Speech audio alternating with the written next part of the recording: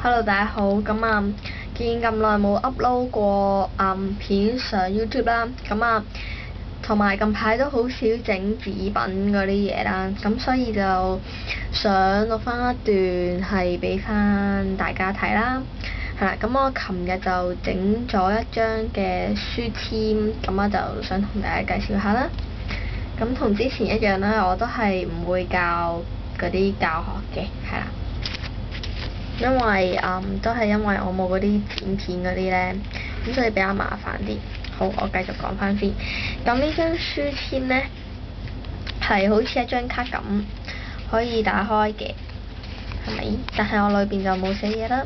咁我就係用咗一張白卡底，加一條紫色嘅絲帶啦，跟住有啲嘅英文字母 sticker， 係啦，即係 bookmark 啦，同埋條呢個2蚊店買嘅貼紙係一個鎖匙嚟，咁好靚啊！呢個2蚊店嘅貼紙，同埋有少少立體啦，仲有少少磨砂嘅感覺，好靚啦。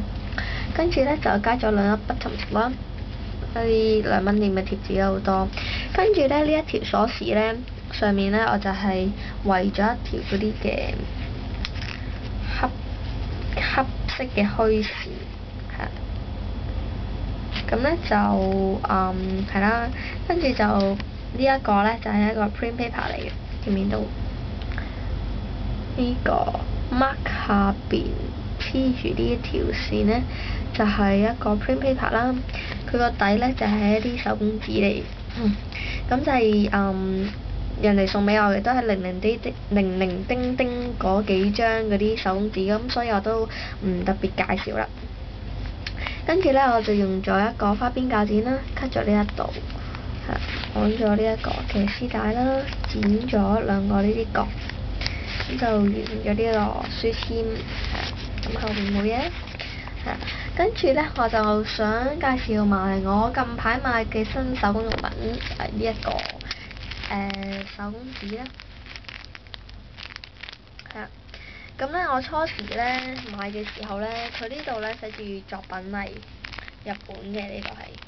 咁咧佢咧作品麗，咁我就以為係即係佢呢啲作品麗咧，佢嗰啲紙上面咧，嗰啲公仔好得意，係一啲食物啊、波板糖啊、蛋糕啊嗰啲嘢，咁好得意啊！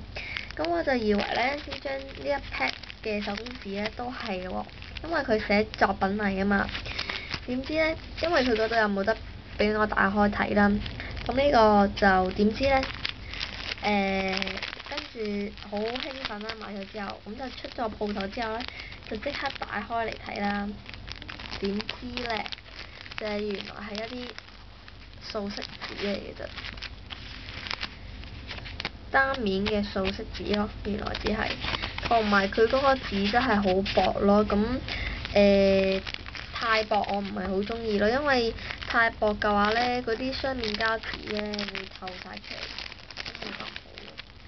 係。咁咧，不過呢一 pack 嘢就5蚊啦，咁就 OK 抵嘅。